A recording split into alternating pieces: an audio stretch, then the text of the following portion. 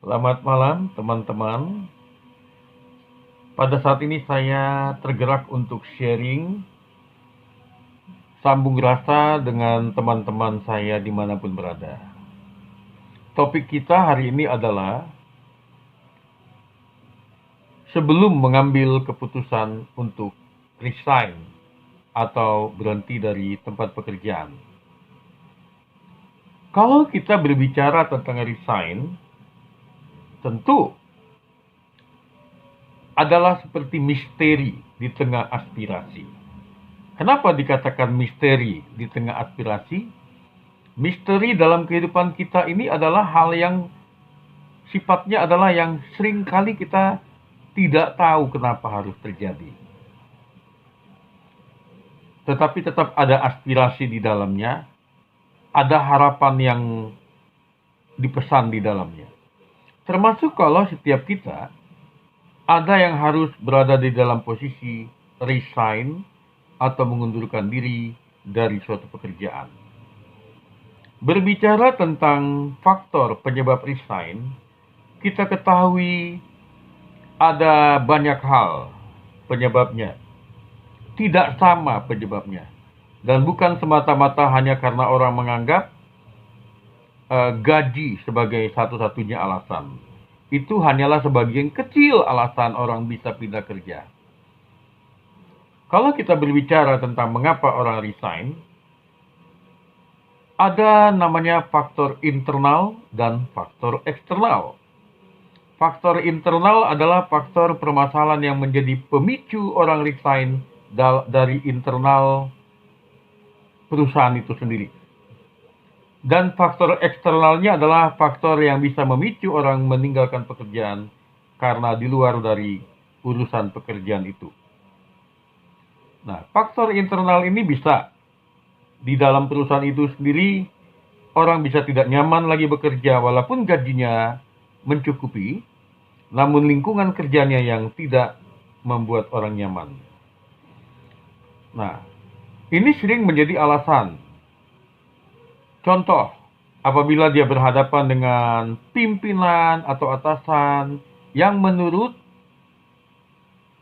individu SDM atau staf yang ada, pimpinannya dianggap tidak menghargai dia. Pimpinan dianggap tidak memperhitungkan kerja kerasnya. Pimpinannya tidak mau mengerti tentang permasalahan yang dihadapinya. Atau ada juga yang berhadapan dengan tim kerjanya sendiri. Tim kerja yang tidak kompak. Tim kerja yang saling menyikut.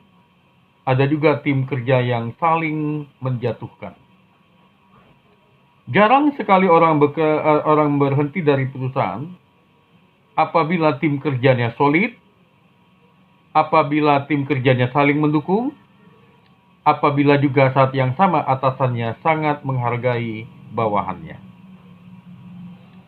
Karena apabila itu terjadi, berarti permasalahan bukan karena internal, tetapi bisa karena eksternal perusahaan itu sendiri. Apa yang membuat orang berhenti bekerja karena eksternal? Tentu ada alasan yang bermacam-macam. Ada orang katanya eksternalnya adalah secara masalah rumah tangganya.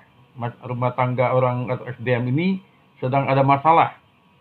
Sehingga walaupun dia gajinya besar di internal perusahaan dihargai, pimpinannya baik dan tim kerjanya baik, solid, tetapi karena permasalahan di rumah tangga yang tidak bisa diselesaikan, sehingga dia akhirnya tidak bisa nyaman lagi bekerja dimanapun, termasuk di suatu perusahaan pun dia bisa berhenti.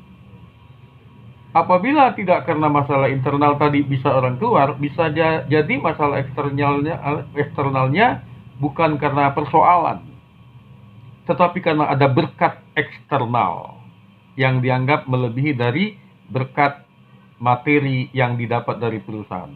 Apa contoh berkat eksternal yang ada?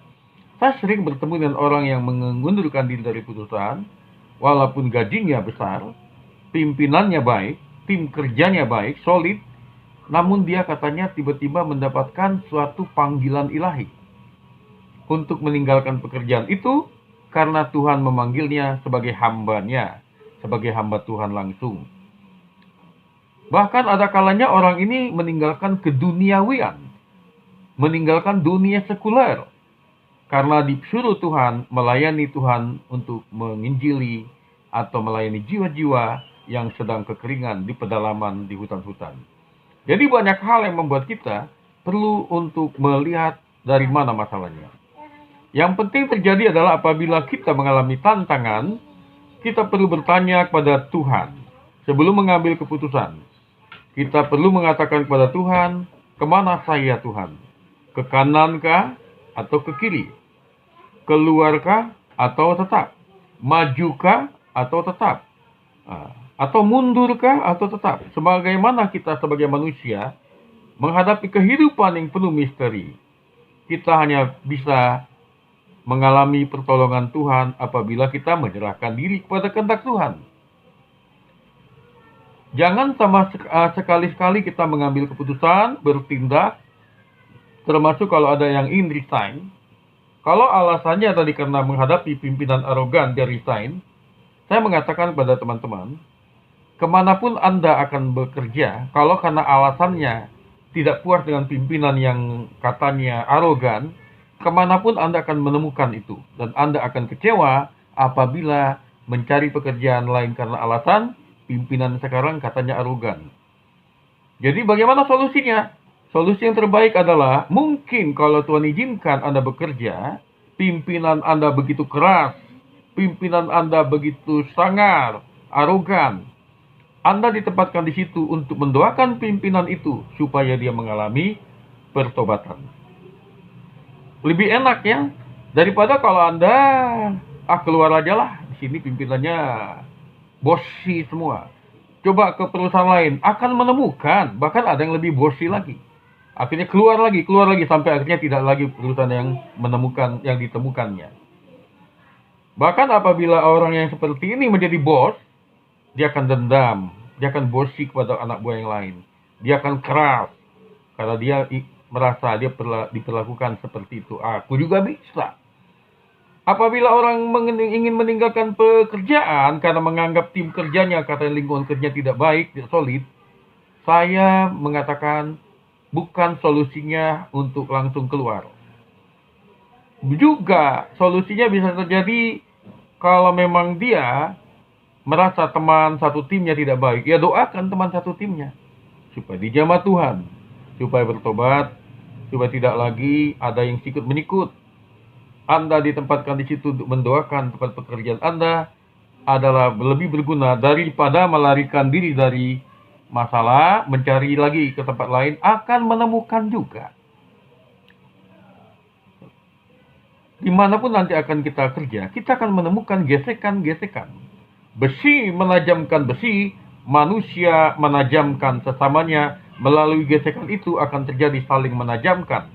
Kita beradaptasi, diberi Tuhan akal budi untuk beradaptasi seperti menghadapi seperti domba yang berada di tengah-tengah serigala berbulu domba.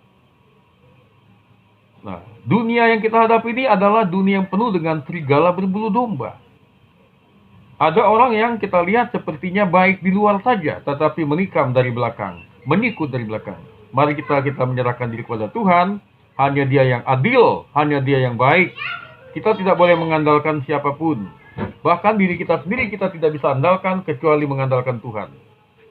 Dan kita dikatakan berbahagialah apabila kita merendahkan hati, biar Tuhan yang mengangkat kita. Doakan tempat dimanapun kita berada. Doakan lingkungan tempat kita berada, termasuk lingkungan pekerjaan di mana kita berada. Itulah menjadi berkat di sana. Semoga segala sesuatu yang kita hadapi, kita mengalami solusi dan terobosan, ada solusi di kemenangan demi kemenangan. Bagi yang kesulitan menghadapi target, saatnya berdoa kepada Tuhan, supaya Tuhan menolong menemukan solusi target demi target untuk tahun ini. Apabila ada yang kesulitan untuk bisa menghadapi atasannya, minta hikmat kepada Tuhan agar diberi kekuatan ilahi yang bisa melampaui kekuatan diri kita sendiri. Kita akan bisa menghadapi situasi. Percayalah, kalau memang ada rencana Tuhan kepada kita, dipindahkan kepada yang lebih baik, Dia akan punya jalan sendiri. Saya pernah mengalami beberapa kali pindah ke pekerjaan karena memang atasan saya yang mendapat pekerjaan yang lebih baik pernah mengajak saya. Jadi itu lebih enak. Ini ada nih di sana, nih, ayo mau ikut nggak nih? Nah, itu lebih enak ya. Artinya ada yang memang ini adalah ada yang lebih bagus, lebih gaji. Sampai kita menemukan memang ada batas-batasnya. Ada kalanya memang orang dipanggil Tuhan untuk meninggalkan pekerjaannya karena dia mendapatkan panggilan lebih baik dari pekerjaan itu pada waktunya. Tuhan membuat segala sesuatu indah pada waktunya. Biarlah kita mengandalkan Tuhan di dalam setiap waktu. Saya percaya dan saya berdoa untuk semua teman, keluarga, dan kerabat apabila ada kesulitan dalam pekerjaan.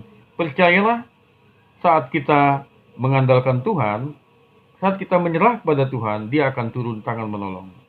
Tuhan tidak pernah membiarkan kita sendiri saat kita mengandalkan Dia. Amin.